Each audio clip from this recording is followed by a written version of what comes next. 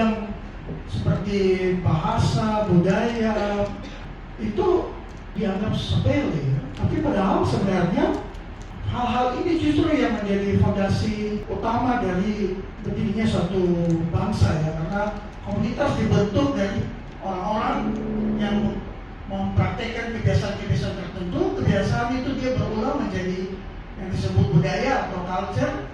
Nah, culture itu dalam suatu komunitas itu kemudian setelah peradaban maju dia membentuk masyarakat manusia yang diklasifikasi secara administrasi menjadi masyarakat, di-input datanya ke satu sistem pemerintahan ya. Maka kalau kita beri perhatian serius pada faktor budaya dan bahasa, maka kita sebenarnya bisa pegang kendali ini masyarakat manusia ini mau diarahkan kemana. Nah, kondisi yang terjadi saat ini adik-adik, kita miss, kita kalah, kita susah sebenarnya karena kita mungkin kurang menghargai budaya, kurang menghargai bahasa. Mungkin sedang belajar bahasa asing, tapi bahasa lokal sendiri kurang memahami atau bahkan sama sekali tidak tahu. Nah, kita tidak bisa sampai ke tujuan kalau kita tidak tahu dari mana kita berangkat. Ya. Dan kita mesti tahu dulu nih dari mana kita jalan supaya kita mengerti tujuan kita akan kemana. Ya. Saya pernah punya teman dari Portugal, dia backpacker keliling dunia ke Amerika via Pasifik. Jadi dia mampir di Jayapura. Hari pertama saya bawa langsung jalan. Besok paginya sudah ke konsulat PNG untuk urus supaya bisa langsung berangkat gitu kan. Kenapa buru-buru? Dia bilang apa nih? Dia bilang saya rugi di Jayapura sini. Kenapa rugi? Ya Jayapura ini tidak jelas. Mau seperti Pasifik, tidak ada bakar batu, tidak ada daging babi dijual, tidak ada masakan yang ciri khas. Jangan ada yang dari papeda apa? Dia bilang bukan, papeda di Jakarta juga ada papeda. Ada urat cabut tidak? Ada olahan tertentu yang memang khas.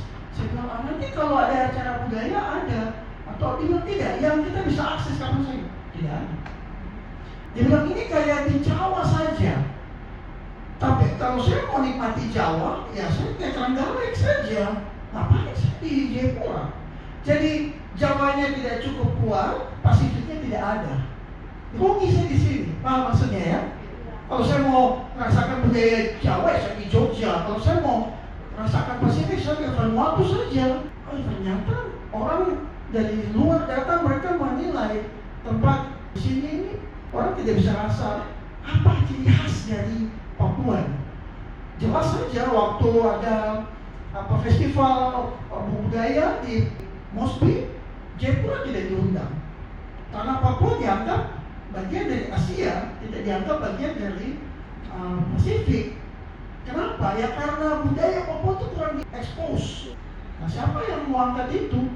Ya harus anak-anak Papua. Bahasa dan budaya itu dia sejajar, dia orang tidak bisa pisah-pisahkan. Bahasa nanti muncul karena budaya. Orang punya kebiasaan melakukan sesuatu, itu kemudian diungkapkan dengan bahasa lisan. Nah, bahasa Papua itu dan budayanya itu sebenarnya kaya sekali. Ternyata selama ini saya pikir saya punya bahasa Wamena itu bahasa kampung. Wah, padahal itu kekayaan budaya ya. Jadi orang datang jauh-jauh belajar bahasa karena mereka mau tahu kenapa sih orang di pegunungan tengah Papua itu kalau mereka bergerombol itu kita mendengar dari kejauhan suara lantunan saut-sautan yang mirip irama. Orang mau tahu, orang mulai bikin disertasi, bikin tulisan di jurnal internasional mengenai budaya tersebut. Kita tinggal di sini kita tidak tahu itu apa. Yang kita tahu saja kalau rombongan teman-teman dari pegunungan sudah ini kacau lagi, bakar-bakar lagi. Karena kita tidak paham budaya, bahwa sebenarnya itu berangkat dari cara hidup, cara berpikir yang value-nya tinggi sekali.